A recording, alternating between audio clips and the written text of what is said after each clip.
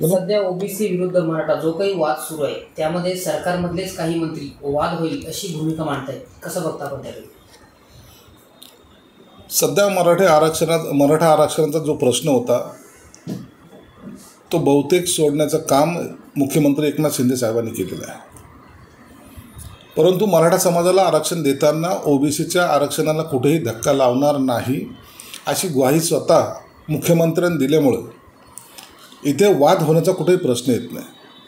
परंतु काही लोक आता मराठा समाजाला आरक्षण मिळालं म्हणून ओबीसी समाजावर अन्याय होतो आहे असं जे काही त्यांची भूमिका आहे, त्यातल्या त्यात माननीय मंत्री छगन भुजबळ साहेबांनी, जे ज्येष्ठ मंत्री आहेत, त्यांनी या मराठा आरक्षणाला एका अर्थानं विरोध दर्शवलेला आहे. आमची भूमिका स्पष्ट आहे, आम्ही ओबीसी आरक्षणाला कुठे धक्का लावू देणार नाही, लागणार नाही. हे जेव्हा ठामपणे सांगतोय त्या टायमाला असं वक्तव्य करणं मला वाटतं चुकीचं आहे. तुम्ही मंत्री आहात, तुम्हाला मुख्यमंत्री असेल, उपमुख्यमंत्री असेल, यांच्याशी कधीही संवाद तुम्ही साधू शकता किंवा तुम्हाला कॅबिनेटचे जे काय आहेत कॅबिनेटमध्ये या विषयावर तुम्ही चर्चा घडू शकता.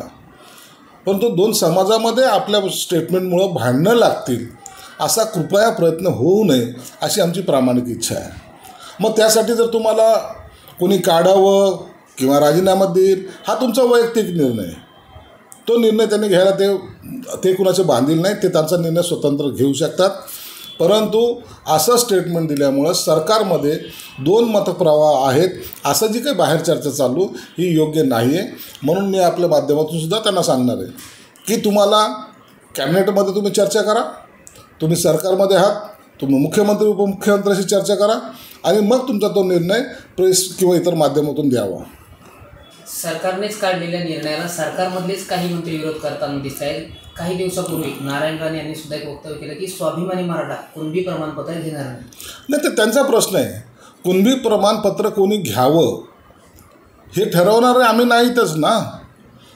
ज्यांना वाटतं की आपल्याला कुणबी प्रमाणपत्र मिळाल्यामुळं ओबीसीच्या असलेल्या त्या पद्धतीच्या असलेल्या सगळ्या सुविधा मिळतील तर त्यांना आवश्यकता आहे त्यांनी घ्याव्यात.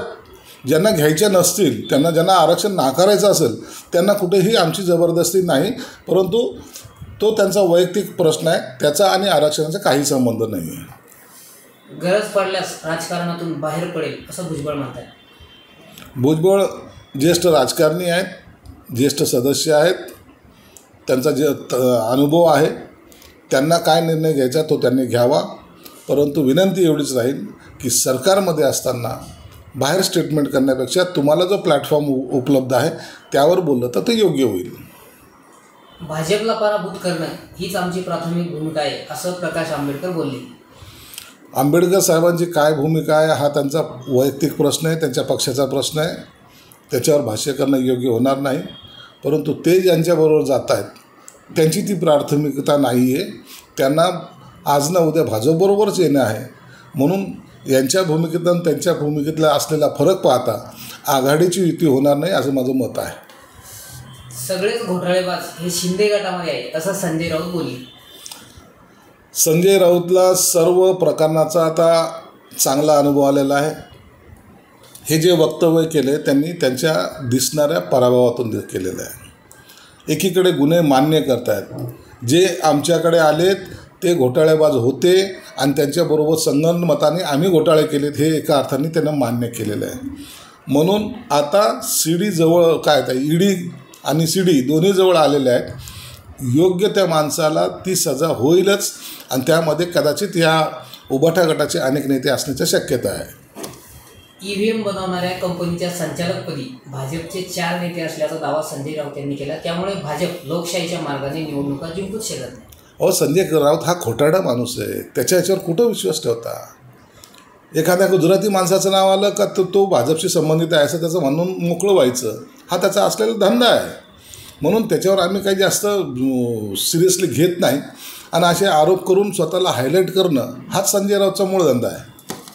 उपमुख्यमंत्री अजित पवार यांनी त्यांच्या गटातील मंत्री आणि आमदारांना अलर्ट राहण्याची सूचना दिली आहे. कुठल्याही फॉर्मवरती सह्या करू नका असं सांगितलं. कसं बघता तुम्ही?